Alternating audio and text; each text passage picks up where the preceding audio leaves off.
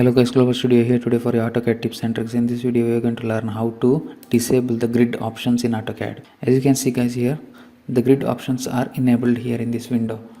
The problem is whenever you are drawing the lines, it will select only through the blocks. As you can see guys here, my line is started from one edge of the block to another edge of the block. In between you cannot draw the line, and if you draw the inclined line also, as you can see, you cannot give the proper angle when the grid options are enabled. So how to disable these grid options in this AutoCAD? The method is very simple guys. Go to the icons that is available in the bottom of the AutoCAD window. As you can see guys here, this is the grid option. Just turn off the grid and as well as turn off this snap options. As you can see, the grids are gone now.